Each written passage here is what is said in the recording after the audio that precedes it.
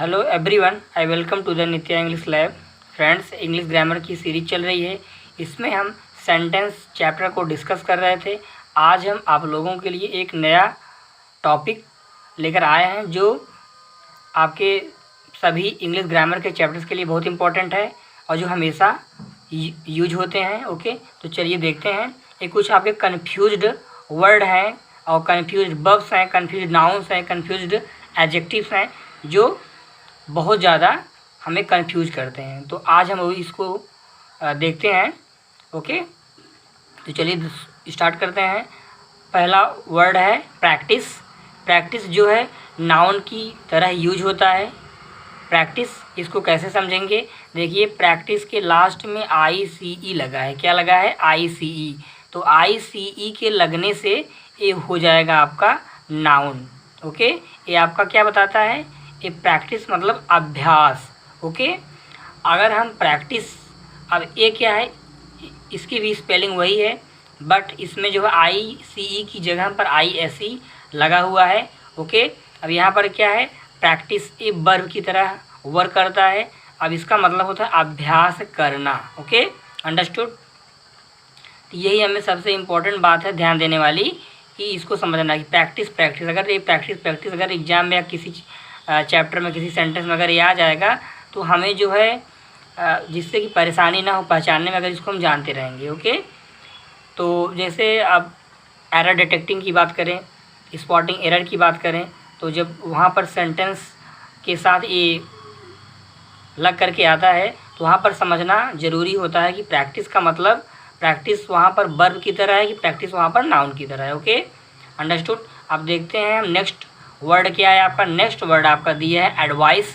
Advice आपका noun होता है, नाउन की तरह वर्क करता है। इसमें भी वही है कि ICE लगा है लास्ट में, ICE के लगने से हो जाएगा नाउन। इसका मतलब होता है सलाह। ओके, और एक एडवाइस और होता है जिसमें लास्ट में जो है ISE लगा होता है। तो ISE के लगने से इसका मतलब होता है वो वर्ब बन जाता है और इसका मतलब होता है सलाह देना। ओके, यहाँ पर ये एक्शन का, डूइंग वर्ड का काम करेगा, एक्शन का काम करेगा। ओके, ये हो जाएगा आपका सलाह देना। अब ऐसे ही देखते हैं हम नेक्स्ट वर्ड क्या है। नेक्स्ट वर्ड आपका दिया है कंप्लेन। कंप्लेन एक वर्ब है, एक वर्ब की तरह वर्क करता है। अब इसका मतलब है शिकायत करना। ओके, अब ऐसे दिया है। नेक्स्ट आपका दिया है कंप्लेंट। कंप्लेन और कंप्लेंट में यही कंफ्यूज होने वाली बात रहती है। अगर हम प्रैक्टिस की बात करें, प्रैक्टिस, एडवाइस, कंप्लेन, कंप्लेंट, तो यही हमें समझना है कि कंप्लेन यहाँ पर वर्ब की तरह वर्क कर रहा है। इसका मतलब शिकायत करना। कंप्लेंट होता है नाउन, इसका मतलब होता है शिकायत। Okay, understood. कंप्लेंट। ओके, अब देखते हैं नेक्स्ट क्या है। नेक्स्ट आपका दिया है अफेक्ट। क्या दिया है? अफेक्ट। अफेक्ट आपका एक वर्ब है, इसका मतलब होता है असर करना। ओके, अब यहाँ पर दिया है इफेक्ट। यहाँ पर दिया है ये नाउन और वर्ब दोनों की तरह वर्क करता है। जिस मतलब जैसा सेंटेंस का सेंस होगा उस तरीके से उसके अकॉर्डिंग हम जो है इफेक्ट को नाउन और वर्ब की तरह यूज करेंगे। इसका मतलब होता है परिणाम, और जब वर्ब की बात करें हो जाएगा बदलाव लाना। Okay, understood. तो अफेक्ट का जो अफेक्ट वर्ड है ये मेनली जो है वस्तु के लिए, लिविंग थिंग्स के लिए इसका यूज किया जाता है। ओके, सॉरी, नॉन लिविंग के लिए। और इफेक्ट का कहाँ पर यूज होता है? इसका होता है आपका लिविंग के लिए, इसका नॉन लिविंग के लिए, इसका लिविंग के लिए। इफेक्ट जो है नाउन और वर्ब की तरह वर्क करता है। अब देखते हैं हम नेक्स्ट आपका दिया है अश्योर। अश्योर आपका यहाँ पर वर्ब है, ये वर्ब की तरह वर्क करता है। इसका मतलब होता है तसल्ली देना। नेक्स्ट आपका दिया इंश्योर, ये भी वर्ब की तरह वर्क करता है। इसका मतलब सुनिश्चित करना। एक होता है इंश्योर। इंश्योर का मतलब होता है इंश्योर, ये भी जो है वर्ब की तरह वर्क करता है। इसका मतलब होता है बीमा करना। Okay, understood. तो अब देखते हैं हम आपका क्या है नेक्स्ट। अब देखते हैं नेक्स्ट क्या है आपका वर्ड। नेक्स्ट आपका दिया है वर्ड हियर। हियर भी आपका है वर्ब की तरह यूज होता है। इसका मतलब सुनना। फिर दिया है लिसन। लिसन वर्ब होता है, ये भी वर्ब की तरह यूज होता है। इसका मतलब ध्यान से सुनना। ये हियर है सुनना, और लिसन इसका भी मतलब होता है ध्यान से सुनना। दोनों जो है वर्ब की तरह यूज होते हैं। अब हम देखते हैं नेक्स्ट क्या है, हील। हील आपका ये भी वर्ब की तरह यूज होता है, जिसका मतलब होता है ठीक होना। किस चीज़ का ठीक होना, घाव या जख्म का ठीक होना। अब नेक्स्ट दिया है हील। हील और हील इसी को पहचानने की बात है।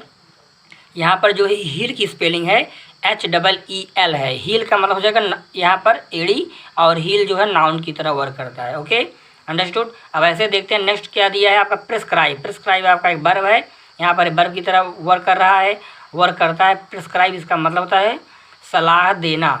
ओके, और किसकी सलाह देना, सलाह किसकी होनी चाहिए, डॉक्टर की सलाह। तो डॉक्टर की सलाह के लिए प्रिस्क्राइब वर्ड यूज करते हैं। ओके, और जब जो है प्रोस्क्राइब की बात आती है, तो प्रोस्क्राइब का मतलब होता है पाबंदी लगाना।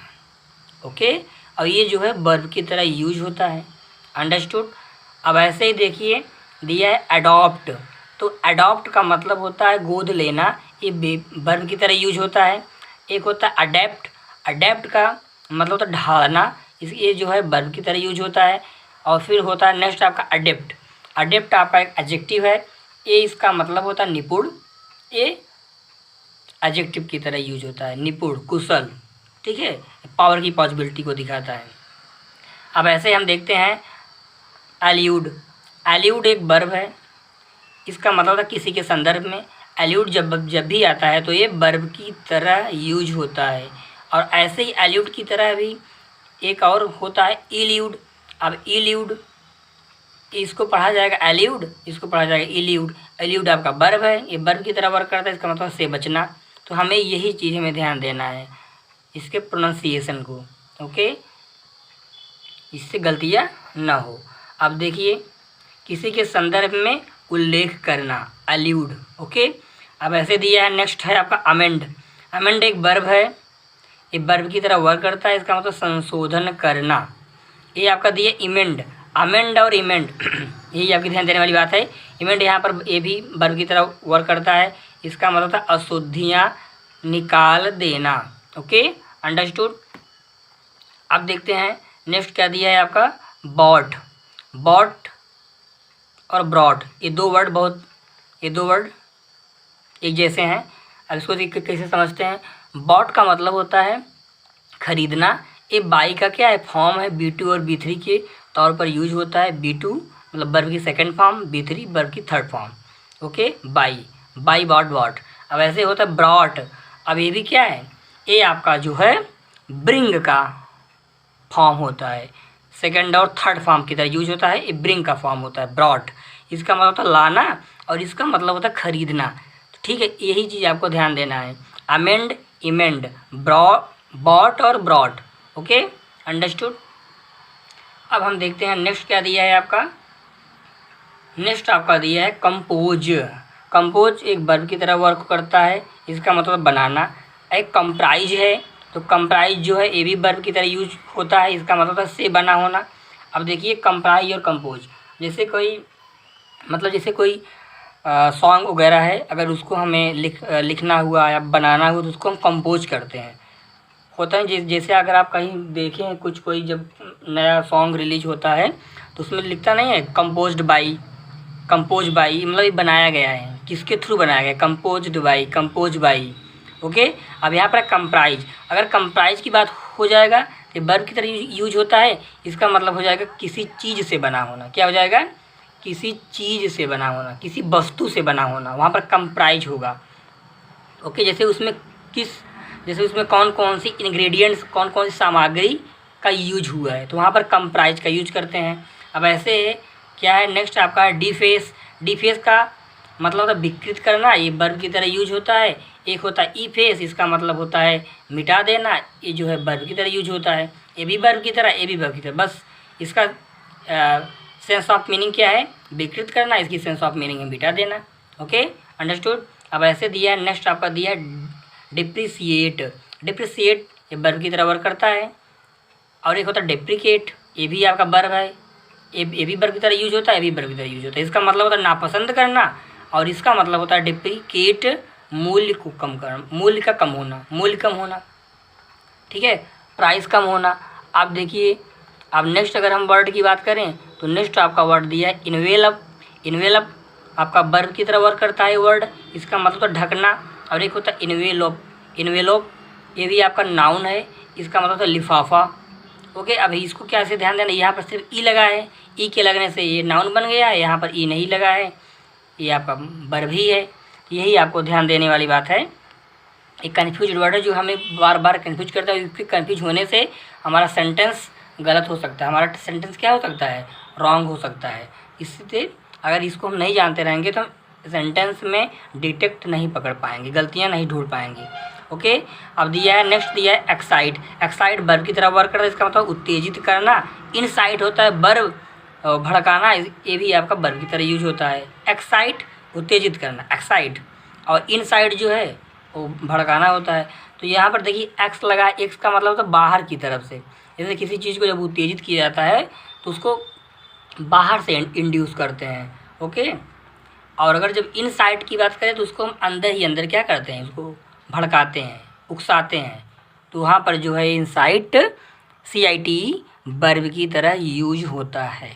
अब ऐसे देखिए नेक्स्ट आपका दिया है वर्ड फ्लाउट। फ्लाउट आपका वर्ब की तरह यूज होता है, फ्लाउट, इसका मतलब उल्लंघन करना। एक ओके, अब नेक्स्ट आपका ऐसे दिया जाता है फ्लॉन्ट। अब फ्लॉन्ट का भी मतलब होता है दिखावा करना, इसका मतलब ये जो है ये वर्ब की तरह वर्क करता है। Flout verb, flaunt verb. Flout का मतलब हो जाएगा उल्लंघन करना और फ्लॉन्ट का मतलब हो जाएगा दिखावा करना। समझ में आई बात। नेक्स्ट वर्ड आपका दिया लोथ। लोथ आपका वर्ब है, इसका मतलब होता है नापसंद करना, ये वर्ब की तरह वर्क करता है। ये लोथ है, इसकी मीनिंग क्या होती है, अनिच्छुक, और ये एडजेक्टिव की तरह वर्क करता है। ओके, अब देखिए लिखा है नेक्स्ट वर्ड दिया है लॉस। लॉस जो है इसका मतलब खोना या हारना, ये वर्ब की तरह वर्क करता है। नेक्स्ट आपका दिया है LOSS, लॉस, ये नाउन की तरह वर्क करता है, इसका मतलब होता है घाटा है या हानि। लूज LOOSE होता है, लूज, लूज का मतलब होता है ढीला। इसकी मीन एक आपका क्या है, एडजेक्टिव है, एडजेक्टिव की तरह वर्क करता है। उसके बाद है मिटिगेट, MITIGAT, मिटिगेट, ये वर्ब है, ये वर्ब की तरह वर्क करता है, इसका मतलब होता है बेहतर करना, कम करके बेहतर करना। फिर दिया है आपका मिलिटेट, MILITAT, मिलिटेट। मिलिटेट आपका एक वर्ब है, इसका मतलब होता है प्रतिकूल होना। ओके, अब देखिए नेक्स्ट आपका वर्ड दिया है POUR, पोर। क्या दिया है, POUR, पोर। पोर आपका एक वर्ब है, ये वर्ब की तरह वर्क करता है, इसका मतलब होता है उड़े लेना।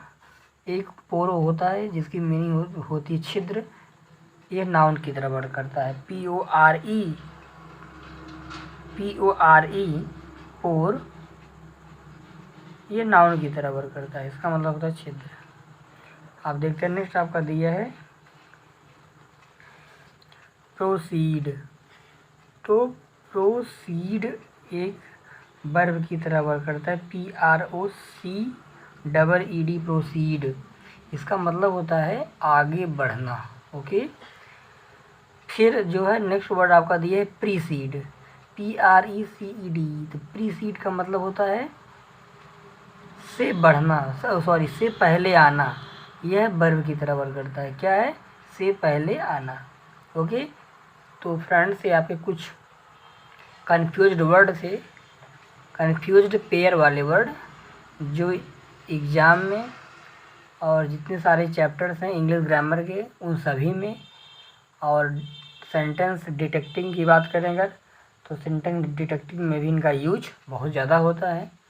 अगर इसकी जानकारी, अगर वर्ड हमें नहीं पता होंगे तो क्या हो सकता है, तो सेंटेंस हमसे डिटेक्ट नहीं हो पाएंगे, उसको हम सेंटेंस में गलतियाँ ढूंढ नहीं पाएंगे, उससे हमसे गलतियाँ हो जाएगी। इसीलिए इसको आप बार बार इसको पढ़िए और रिवाइज करिए। Okay, thank you.